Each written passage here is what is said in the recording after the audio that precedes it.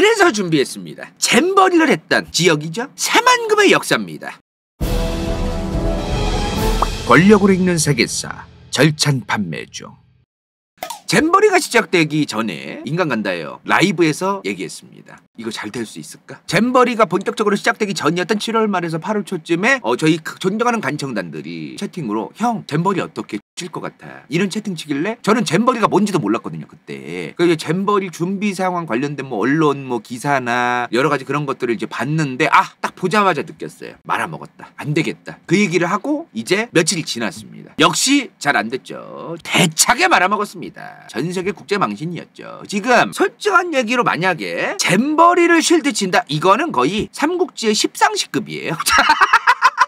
이 시점에 잼버리 실드를 친다. 전 세계 언론에서 다 우려를 표명하고 전 세계 모든 대부분의 언론들이 진짜 진짜 이거는 지금 한국 정부가 진짜 이거 지금 큰일이다. 얘들 진짜 이거 불볕더위에 지금 거기 모기 찬 거라고 지금 물도 제대로 안 나온다. 이런 게 이미 전 세계에 다 까발려진 상황에서 여기서 실드를 친다? 이건 진짜 십상시급입니다. 말도 안 되죠. 그래서 준비했습니다. 잼버리를 했던 지역이죠. 새만금의 역사입니다. 자, 군산이 있습니다. 그리고 부안이 있어요. 김제도 있죠. 군산과 김제와 부안 요 왼쪽의 서해안에 보면은 이렇게 무언가 인위적으로 땅이 생긴 걸 볼 수 있습니다. 딱 깔끔하게 구획이 정해져가지고 그죠. 그리고 요 밑에 보면은 2023 새만금 잼버리 전망대 세계 스카우트 잼버리 게이트 2023 새만금 세계 잼버리 뭐 이런 게 막 써있어요 구글 지도에. 그죠. 여기가 바로 새만금이다 이 말이야. 요 위에도 새만금이고 뭐 다 새만금이죠. 여기 주변은 다 새만금이라고 보면 됩니다. 이 새만금이라고 하는 지역이 간척지죠.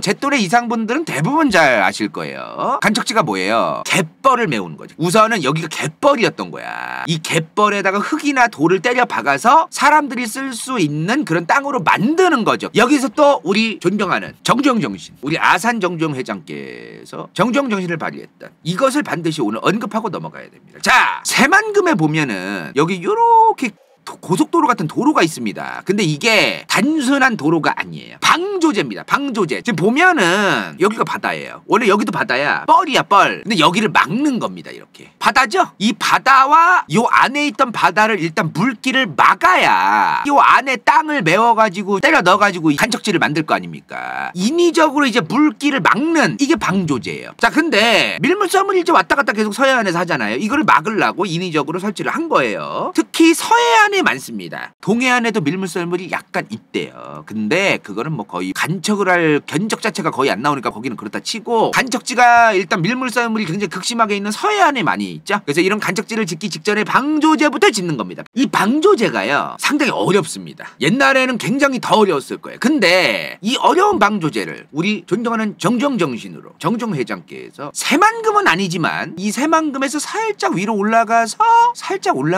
이 서산에 방조제를 만들 때 우리 정주영 회장께서 서산 방조제를 만들어냅니다. 이게 서산 간척지예요. 이 방조제끼리 이제 길 되는 겁니다. 제방을 쌓았던 위는 이제 길 되는 거예요. 뉴스에 이거 한번 검색해봐. 지금 다 검색해보세요. 정주영 공법.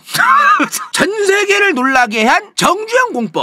와, 여러분들 진짜 이게 전 세계를 놀라게 한 정주영 공법입니다. 어마무시해요. 방조제가 지금 짓다 말고 여기가 빵꾸가 이게 좀 안 되는 거였어. 여기 물길이 안 막히는 거야. 물살이 너무 센 거야. 이걸 그래서 흙을 막 퍼 담아도 뭐가 안 되는 거야 이게. 그래서 우리 정주영 회장께서 이 정주영 공법으로 폐유조선을 갖고 와서 막아버리고 만든 게 바로 이 서산 방조제입니다. 박수. 이게 바로 정주영 공법, 정주영 정신이다. 캐시 보셨습니다. 새만금 위성사진 한번 볼게요. 요게 이제 새만금입니다. 이 방조제를 지어놨죠? 이게 옛날이에요. 옛날 새만금. 현재입니다. 어떤 차이가 있죠? 봐봐. 과거랑 현재예요. 딱 봐도 다르죠? 뭔가 여기에 길을 만들어서 이렇게 방조제를 짓고 뭔가 여기가 땅이 점점 메워지고 있는 그런 이제 형국을 볼 수 있어요. 이런 간척제를 그럼 우리나라가 왜 만들었느냐? 그거 좀 중요한 이유 아니겠습니까? 이걸 왜 만들었을까? 간척지를 만들면 땅이 넓어져 넓어지죠. 땅이 넓어진다는 건 좋은 건데 뭐 그럼 개나 소나 다 간척하지 왜? 뭐 무조건 뭐 죽어라 뭐 간척하고 다 그러면 되지. 이유가 뭐 그거밖에 없으면 그렇지 않습니까? 자 근데 이게 아니죠. 따로 이유가 있던 겁니다. 자 박정희 정부 때 1960년대부터 우리나라가 미국이란 나라한테 이제 식량 원조를 더 추가로 받고 이런 계약을 맺습니다. 근데 미국이 무슨 얘기를 하냐면 너네 한국 우리가 식량 원조 해주긴 할 거야. 다만 니네가 식량 원조를 받으면서 동시에 식량을 늘릴 수 있는 계획과 노력을 안 하면 끊어버리겠다. 원조를 주겠지만 무조건적으로 준 게 아니라는 거죠. 자립을 준비하고 노력을 하는 모습을 보이라는 겁니다. 그러면 우리가 노력할 수 있는 게 뭐가 있어요? 식량 생산량이 뭔가 늘어나는 거예요. 그거밖에 더 있겠어요. 그죠? 그래서 대한민국이 1964년부터 증산운동이라는 거랍니다. 증산이 뭐예요? 생산을 증가시키는 거예요. 생산 증가 운동을 했다는 거죠. 1964년에 증산운동을 스타트를 합니다. 이때 뭐라고 얘기하냐면 박정희 정부가 4년밖에 안 걸릴 거다. 쌀이 부족하고 식량이 부족한 나라가 64년도부터 증산운동을 해서 4년 뒤인 68년 되면 식량 작업을 달성할 거다. 그리고 그 1년 뒤에는 곡물을 해외 수출까지 할 것이다. 이런 목표를 얘기해요. 이게 됐다는 게 아니라 이런 목표를 64년도에 얘기를 했다는 겁니다. 근데 하필이면 우리나라가 67년, 68년에 가뭄이 개쩔었대요. 지금 자급을 달성하고 해외 수출까지 얘기를 하고 있는데 그 직전에 가뭄이 생겼다는 거예요. 자, 대한민국 식량 자급률입니다. 1967년도에 86.7이었어요. 86.7. 근데 68년 오히려 내려가 81.3, 69년 73.6, 70년도에 이제 가뭄이 없었으니까 그나마 좀 올라가 80.5. 근데 71년도에 또 안 좋아져 69.4 이랬어요 막. 지금 67년도 자급률이 제일 높았던 거야. 그러면 요 5년만 보면은. 그죠? 자, 이 상황에서 박정희 정부 때 뭘 시작하죠? 둘이 결혼해서 둘만 낳아라. 애 좀 적게 낳아라. 지금은 애를 너무 적게 받아서 난리잖아요. 근데 그때는 식량이 부족한데 애 너무 많이 낳지 마라. 무분별하게. 이런 운동을 했었어요. 그렇지. 둘만 낳아 잘 기르자. 하나 제한 정책을 하던 그런 시대가 있었습니다. 그죠? 자, 어찌되었든 표를 보면 식량 자급률이 점점 내려갔어요. 그죠? 미국이 뭐라고 했댔어? 자급률 빨리 올리는 걸 노력해라. 근데 자급률 내려가네요? 그럼 이제 뭐가 남았어? 간척을 하자. 뻘을 메워서 농사질 땅을 늘리자. 이제 이 계획이 시작이 되는 겁니다. 자급률이 올라갈 방법이 뭐가 있어? 그거밖에 없는 거예요. 농사짓는 땅을 늘리는 것밖에 없는 겁니다. 그래서 이제 갯벌 같은 데다가 아까도 보여드렸다시피 갯벌이 있는 자리에 이런 방조제를 쫙 설치를 하고 일단 물이 안에 있겠죠? 그 다음 이걸 설치한 다음에 물을 이제 버려가면서 그 다음에 이제 땅을 메우는 이제 그런 공사를 시작하는 거죠. 이게 간척지죠. 일단 우리나라가 박정희 정부 때 그래서 어디를 할 건데? 간척을 할 것도 견적을 봐야지. 지금 여기 간척하면 되겠어요? 지금 동해안은 간척이 사실상 없습니다. 그죠? 간척지가 사실상 없다고 봐야 돼. 동해안은 간척지를 하려면 일단은 경제성, 단가가 괜찮아야 되는 거야. 단가가 밀물썰물 있는 서해안에서 단가가 괜찮기 때문에 웬만하면 서해안에서 했겠죠. 그죠? 그리고 동해안은 수심이 너무 깊기 때문에 수심이 깊다는 건 뭐야? 그만큼 흙과 돌을 가져와서 때려 넣어야만 된다는 겁니다. 근데 동해안은 단가가 안 나오는 거지. 자, 어찌되었든 그래서 이제 서해안에서 간척지 지역을 이제 물색을 합니다. 그래서 초기에 우리나라가 지금 평택 지역 여기 딱 봐도 구획이 굉장히 뭔가 그렇죠? 요런데 이제 이렇게 쫙 이렇게 좀 여기도 제방이겠죠? 쫙 이렇게 해가지고 이렇게 간척을 하고 평택에서 이제 좀 올라오면 화성이잖아요. 평택, 화성 그리고 요 밑에 아산, 요 아산 지역에서 요쪽으로 갔을 때 요런 쪽에 딱 봐도 요런 거 평택과 아산 뭔가 다 비슷비슷해. 이어져 있어. 평택, 화성, 아산 아니면 이제 수도권에서는 대표적으로 시화 여기 이제 인천국제공항이 있습니다. 그죠? 그리고 여기가 뭐예요? 송도입니다. 인천 송도. 근데 인천 송도에 보면은 시화 방조제가 있습니다. 시화까지 방조제를 지었죠. 이렇게 이제 간척지를 시작을 한 거예요. 자, 그러다가 우리 고 정주영 회장께서 서산에 대한 간척지 공사를 우리 현대건설이 해내겠다. 그래서 처음에 1978년에 박정희 대통령 죽기 직전이에요. 그죠? 서산에 간척지 지을 기업 손 좀 들어보세요. 이렇게 물어봐요. 물어보자마자 이제 정주영 회장께서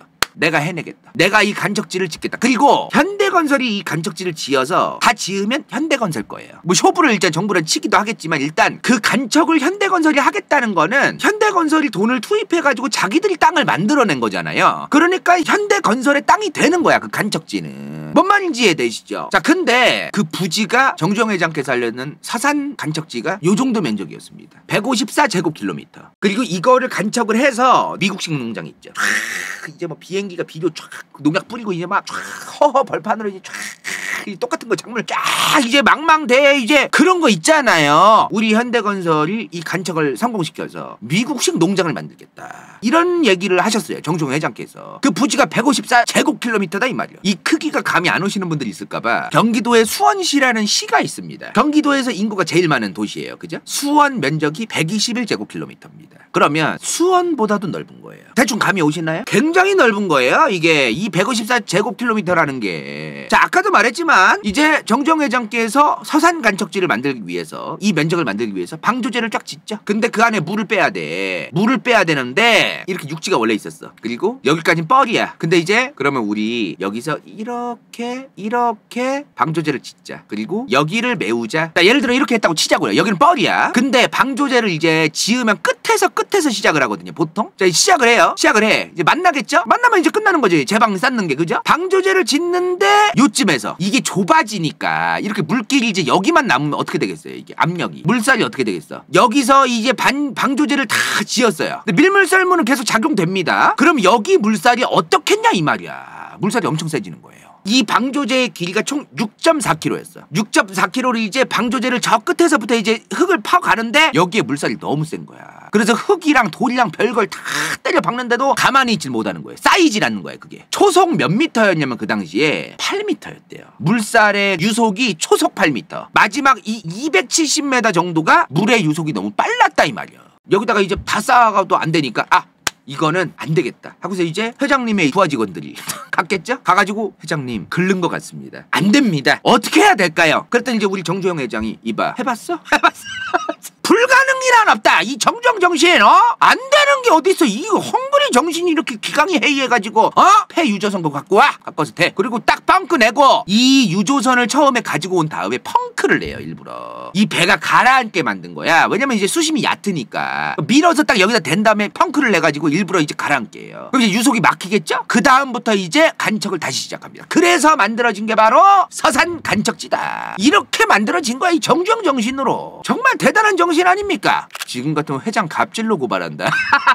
정말 눈물겨운 이 정주영 정신, 창의적 정신. 그래서 수많은 세계 언론이 뭐라고 했다? 정주영 공법이다 이 말이야. 어찌되었든 이 서산 간척지가 이제 형성이 됐습니다. 이 서산 간척지가요 전부 다 농사를 지을 수 있는 땅은 아니겠죠. 근데 어찌되었든 서산 간척지 안에는 농지가 굉장히 많을 거 아닙니까? 3천만 평입니다. 농사 짓는 땅만 농지만 3천만 평이에요. 그러면 이 서산 간척지에 있는 농지가 어느 정도냐면은 대한민국 농지 전체의 1%입니다. 이 1% 되게 아무것도 아닌 것 같죠. 대한민국 전체 농지의 1%예요. 혼자서 100개 중에 하나를 한 지역이 다 차지하고 있다는 거. 이거 엄청 큰 겁니다. 이거는 무시할 게 아닌 거예요. 자, 이제 현대건설이 여기를 다 가지고 있던 거예요. 이제 아까 내가 뭐라고 했어? 현대건설이 여기를 수주를 받았어요. 그럼 현대건설이 여기다가 이제 간척 사업을 했겠죠. 간척 사업 한 다음에 이제 농장을 짓든 땅을 만들든 뭘 구획을 만들든 그거는 이제 현대건설 거가 된 겁니다. 없던 땅을 만든 거잖아요. 그죠? 자, 현대건설이 이제 이 사상 간척지를 가지고 있었는데 IMF 이후에 이제 점점 힘들어집니다. 그래서 2002년부터 일반 민간에 70%나 팔아요.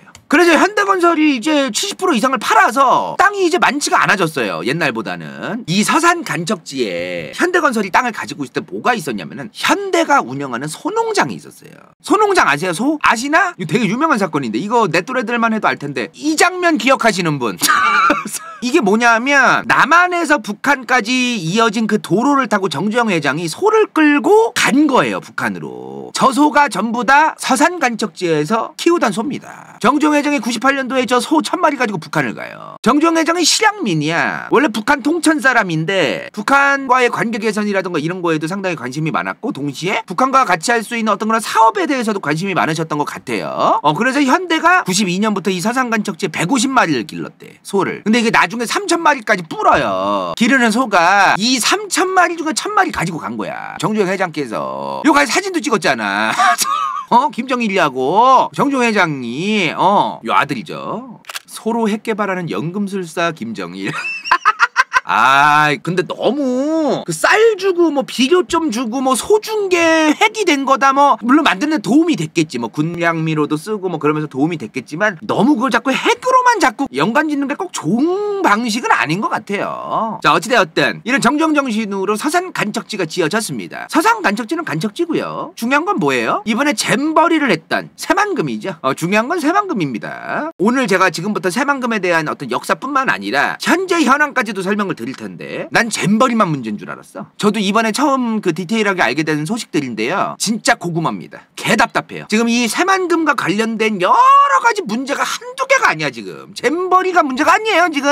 자, 새만금도 옛날처럼 농지가 부족하니까 간척지를 짓자 하면서 선정이 된 지역이겠죠 당연히. 그래서 새만금도 이제 간척지로 짓자 그렇게 이제 사업이 시작이 된 겁니다. 지금 이 새만금을 짓기 위해서 다 만들기 위해서 들어간 돈이 22.79조입니다. 여기는요 단가가 안 맞아요. 지금 이 새만금이라는 지역을 정부가 개입을 해서 어마무시하게 괜찮은 어떤 지역으로 만들지 않는 이상 답도 없어요. 그거 아시나요? 대한민국 부동산 전부 다 합하면 5천조예요. 근데 여기 새만금 혼자 22조가 지금 이미 들어갔습니다. 뭔가 이상해요. 지금 면적이 어마무시해요. 여기에 이미 22조가 들어갔어요. 22조. 지금 대한민국 전체가 5천조밖에 안 돼요. 부동산이 다 합해봐야. 그중에 22조야 혼자 새만금 간척 사업에 들어간 게. 이거 단가 회수 안 될 가능성이 굉장히 높기 때문에 정부가 지금 투입한 그런 22조 이상의 돈을 뽕을 뽑으려면은 뭐든지 저기다가 새로운 어떤 신사업이든 무언가를 만들긴 해야 돼요. 안 그러면 단가 맞겠습니까 이거. 그죠? 자, 지금 새만금의 방조제가 이렇게 길게 늘어뜨려졌습니다. 그죠? 요게 무려 33.9km입니다. 이게 지금 되게 짧아 보이죠? 이거 또 아닌 것 같잖아.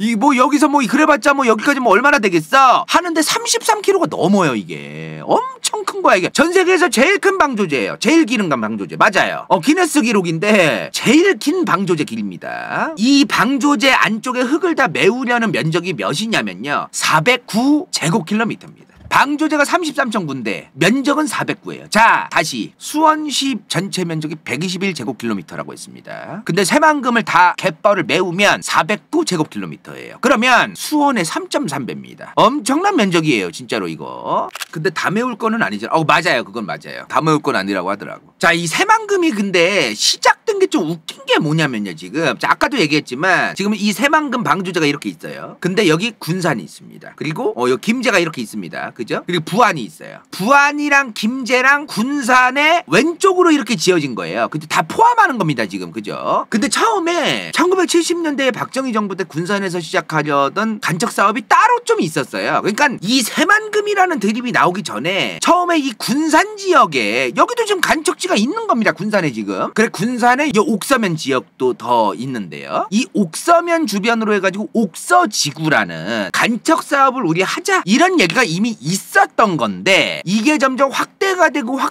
좀 더 규모를 키우고 그런 과정에서 이제 새만금까지 된 겁니다 이게. 자, 근데 전두환 정부부터 이 김제 쪽에 하려는 간척 사업들이 또 나와요. 그리고 전두환 정부 끝날 때죠. 1987년입니다. 1987년 12월에 대선이 있잖아요. 전두환 정부의 마지막 임기라고 봐야 돼. 1987년은 이때 전두환 정부에서 더 확대하고 이제 그런 드립들이 있었어요 일단은.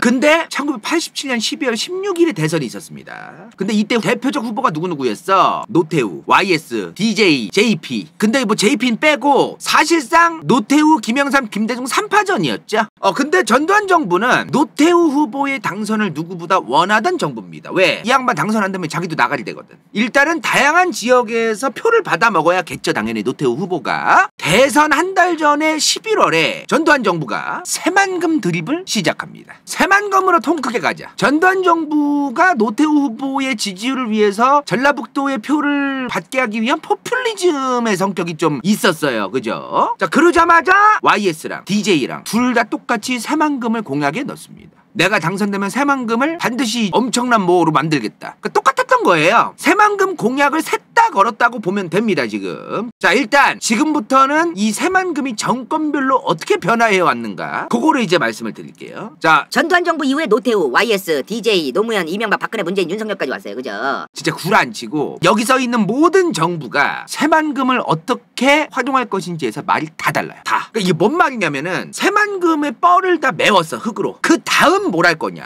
아직 다 안 메웠을 때잖아요. 전부 다 대부분 지금. 아직 다 안 메웠을 때 이제 새만금이 다 메워지면은 뭘 할 거냐가 말이 다 달랐다 이 말이야. 새만금이 1991년 11월부터 시작을 합니다. 공사를. 근데 이게 잼버리를 한 곳 있죠. 아까 보여드렸던 여기에요. 여기 잼버리 공원, 잼버리 여기가 잼버리 했던 데야. 여기 쌈마이로 했죠. 진짜 이렇게 부지 조성된 거 있죠. 이런 전반적인 부지 조성이 된 게요 2020년 되어서야 끝났습니다. 잼버리의 전반적인 부지 조성 자체가 엄청 오래 걸린 거예요. 그럼 지금 91년 11월에 착공을 시작했는데 2020년이 되어서야 잼버리로 쓸 수 있는 이런 부지가 어느 정도 완성이 됐다는 거예요. 엄청 오래된 거예요. 나랑 동갑이야. 지금 나랑 새만금이 공사 시작한 게. 자, 그 이유가 여러 가지 있었겠죠. 괜히 오래 걸린 게 아닐 거 아닙니까? 그죠? 일단은 방조제 공사를 했어. 뭔가 이게 아파트도 마찬가지지만 아직 다 안 지어졌을 때 청약받죠?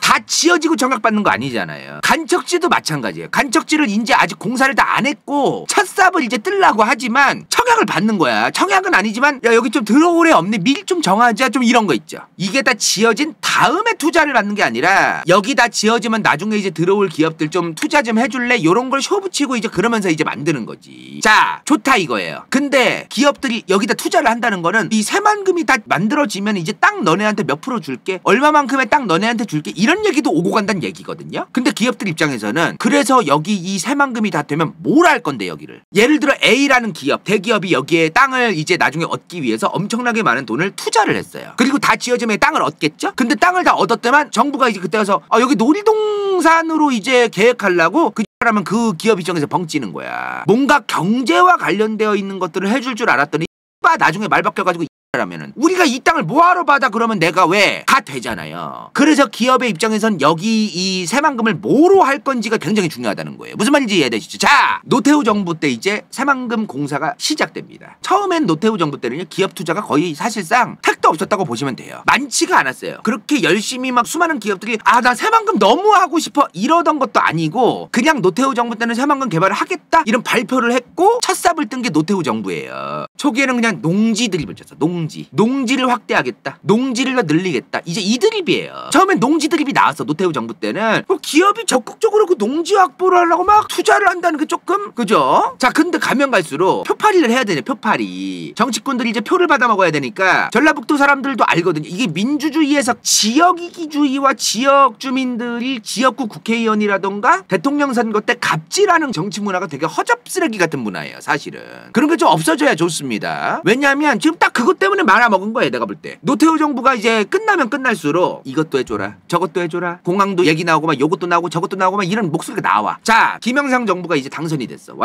YS가 이제 당선되니까 뭐라고 하냐면은 경제특구를 지정해라. 무슨 뭐 그런 거 있잖아요. 경제 벨트 경제 허브 경제 특구 그런 게 있으면 좋죠. 좋은데 그런 단어가 이제 개소리일 때가 너무 많아가지고 좀 별로 뭐 잘 모르겠어요. 그냥 말만 그럴듯해가지고 아무튼 YS가 이제 경제특구 드립을 쳐요. 그러면서 김현성 정부가 1,000억 원의 추가 배정을 합니다. 1,000억 원 추가 배정하겠다 이런 드립을 쳐요. 근데 이게 IMF 터지기 직전이었습니다. IMF가 터져요. 근데 그리고 이런 뭐 새만금에 대한 뭐 사업이나 이런 게 뭐 제대로 됐겠습니까? 그렇지 않아요? 그죠? 나가리 되는 거야. 무슨 새만금이야. 새만금은 사업이 잘 안 돼요. 그리고 김영삼 정부 때는 외환위기 IMF도 문제였지만 시화호 오염 문제가 터집니다. 자, 시화호가 뭐냐면요, 일단 어디 있는지부터 보고 갑시다. 여기 보면은 안산이 있습니다. 그죠? 안산 여기 있어요. 그죠? 안산 반월공단이 있고요. 자, 여기서부터 이제 이게 시화 방조제입니다. 그럼 여기가 시화호겠죠? 호수가 된 거니까 이 시화호가 원래 계획이 간척을 하려고 이 제방을 만들고 그랬던 거예요. 앞에 근데 여기 공단이 엄청나게 크게 있습니다. 그죠? 근데 간척 사업을 아직 시작을 안 한 상태에서 방조제로 이제 물길을 막았잖아요. 근데 여기 호수가 다 썩은 거예요. 진짜 노답이었어요. 여기가 방조제가 물길을 막아놨잖아요. 이 물길을 막으니까 이제 물 색깔 보이시나요? 여기가 이제 시화호 방조제 바깥이고 안쪽인데 지금 이게 보이세요? 이거 지금 물 색깔 현재는 바깥이나 아니나 비슷하죠. 색깔이 90년대만 해도 진짜 우리나라 사람들 그 환경에 대한 어떤 그런 마인드가 의식이 거의 제로에 가까울 때야. 그냥 플라스틱이나 쓰레기 같은 거 그냥 동네방네 그냥 아무렇지 않게 태우고 가지고 그냥 막 버리고 오폐수 알바 아니고 그냥 그럴 때예요 진짜. 지금도 안산공단 있잖아요. 이런 공단에서 요즘이야 이제 걸러내고 막 그러겠지만 옛날에는 무분별하게 그냥 버렸습니다. 폐수를 그냥 버려. 그래서 진짜 다큐멘터리 보면은 여기 시와호에서 어부하시는 분들의 얘기가 나와요. 증언이. 10마리 잡으면 5마리 이상이 기형이 잡힌다. 이 얘기를 아무렇지 않게 합니다. 간다요 어릴 때는 기형 물고기가 어떻게 생겼고 이런 것들에 대한 교육을 받았어요. 초등학생 때. 요즘은 안 받을지도 모르겠다. 요즘은 그럴 일이 없잖아. 우리나라가 거의. 기형 물고기를 걱정하는 거는 거의 없지 않나요? 이제 우리나라. 그죠? 근데 간다요 어릴 때는 등이 굽고 진짜 혹이 막 달려있고 막 이런 물고기를 막 사진을 보여주면서 선생님들이 교육을 했었어요. 노답이었던 거야 우리나라가. 환경에 대해서. 그런 데가 있었어. 근데 이제 YS 때 이런 시와호 문제가 터지니까 간척 사업을 해가지고 강과 어떤 호수가 다 뒤진다. 그러면서 환경단체들 들어눕고 막 마침 또 외환위기도 터졌어요. 그죠? 그 새만금을 도저히 적극적으로 김영삼 정부 때 진행을 하는 게 굉장히 어려운 겁니다. 자 그러다가 김대중 정부가 들어와요. 근데 이때는 이 양반이 대선 후보 때를 봐야 돼. 전라북도 쪽의 표를 싹쓸이가 해야 될 거 아닙니까? 김대중 후보가. 근데 전라북도의 표를 완벽하게 빨아먹을 방법은 새만금밖에 없는 거야. 전라북도의 표는 새만금에 대해서 무슨 드립을 치냐에 달려있는 겁니다. DJ가 이 새만금에 대해서 무슨 아시아 태평양 서해권의 물류교육 생산기지 단어 좋은 건 다 집어넣습니다. 그죠? 자, DJ가 아시아 태평양을 잇는 서해권의 물류 교육 생산기지 뭐 이런 단어를 써. 교육은 또 왜 들어가는지 모르겠는데. 이해창 후보는 신항만을 건설하겠다. 복합 경제 개발을 하겠다. 다 거기서 거긴 거야. 말은 뭐 뭔들 못해요. 솔직한 얘기로. 그죠? 자 아무튼 간에 대선이 끝났어. 이제 김대중 정부가 시작됐습니다. 근데 김대중 정부 어떤 정부예요? 외환위기가 터진 직후의 정부고 새만금은 무슨 새만금이야. 금모으기 해야지 금모으기. 외환위기를 빨리 극복하고 금모으기도 하고 여러 가지를 해가지고 나 이제 빨리 퉁쳐야 되는 그런 이제 때가 왔잖아요. 그죠? 그래가지고 무슨 새만금이 또 잘 안 돼요. 공사가 잘 안 돼. 막 중간에 환경단체가 고소해가지고 환경단체가 정부라든가 그 지역 지자체를 상대로 고소를 하잖아요. 예를 들어 소송을. 그러면 그 공사가 일단은 중단돼야 되는 경우가 되게 많아요. 그런 여러 가지 때문에 공사가 김대중 정부 때도 막 중단되고 막 그랬었어. 자 그러다가 노무현 정부가 들어섭니다. 이해창 후보랑 같이 붙었었죠. 자 이제 노무현 후보가 들어오는데 노무현 정부는 그나마 새만금 공사가 본격적으로 재개됩니다. 근데 똑같아. 단어가 뭐냐면은 노무현 정부는 뭐야 이게 단어를 복잡하고 주저리를 해가지고 하나로 얘기할 필요도 없어. 그냥 신구상을 하겠다. 물류 중심지 서해권 중심에 뭐 그런 단어 있잖아요. 그냥 뭐 뻔한 말. 지금 문제가 뭐냐면은 이런 드립들이 그냥 정권마다 계속 나온다는 계속. 말이 계속 바뀌는 거야. 자 드디어 누구야? 우리 존경하는 우리 MB 우리 경제 대통령 꼼꼼하시고 항상 추진력 토건의 제왕. 역시 MB는 수준이 다른 분이었습니다. 대통령 후보 때 공약을 내걸어요. 새만금 공약. 나 인간 이명박 새만금을 동북아의 두바이로 만들겠다. 두바이 드립을 칩니다. 두바이. 야 역시 보통이 아닌 사람. 이 양반은 하여튼 말을 한마디를 해도 두바이를 만들겠다고 해. 두바이 드립을. 와 역시 토건 하나는 어떤 그 정주영 정신을 뒤이어서 진짜 대단한 사람이야 진짜. 두바이를 만들겠다. 그런 드립을 칩니다. 그 이전에 뭐 뻔한 무슨 경제특구 물류특구 차원이 다른 거야 이 양반은. 근데 MB는 했을 수도 있어. MB는 무슨 짓을 해서라도 그게 잘 되든 안 되든 일단 모양은 만들었을 수도 있어. 진짜 두바이 모양 그냥 진짜 이게 모양은 잡았으나 나중에 사업이 잘 되든가 안 되든가 간에 모양은 잡아놨을 수도 있어. 이 양반이 진짜 했으면은 가능한 사람이에요. 근데 이명박 정부가 두바이로 만들고 싶어도 좀 운이 많이 안 좋았잖아요. 무슨 일이 있었어? 2008 금융위기 때 리먼 브라더스 사태 서브프라임 모기지 사태가 터지죠. 여러 가지 사건이 터집니다. 무슨 새만금입니까 지금. 저 금융위기 터졌는데 민간 투자도 제대로 새만금으로 들어오지도 못하고 답도 없었어요. 물론 우리 재테크의 달인 우리의 MB는 지금이 주식을 사야 될 때다 라는 엄청난 재테크의 달인다운 명언을 뱉었습니다. 개씹어졌습니다. 정말 그 명언 진짜 엄청난 명언이었어요. 2008 금융위기 때 개떡락했던 코스피 지금이 주식을 사야 할 때다. 그 말이 옳았습니다. 수많은 국민들이 저 미친놈이다 MB 그랬지만 모든 공교육이 도입해야 할 그런 명언이었죠. 신의 한 수였습니다. 씹어줬습니다. 국민연금이 그때 MB 말 들었어야 돼. 자, 어찌되었든 정권이 바뀌든 말든 간에 간척은 계속 했어요. 흙을 붓고 이제 이 짓은 계속 한 거야. 노무현 정부 때도 했고 이명박 정부 때도 했고. 자, 그러다가 드디어 우리 박근혜 정부가 들어섭니다. 박근혜 정부 때 제일 중요했던 게 뭡니까? 창조경제. 그러니까 뭐 창의성, 아이디어, 과학기술, 뭐 문화산업 뭐 이런 거 좀 중요하다 이런 얘기가 나왔겠죠. 그러면서 새만금을 전면 재수정하겠다. MB의 계획을 그대로 갈 수 없다. 전면 재수정하겠다.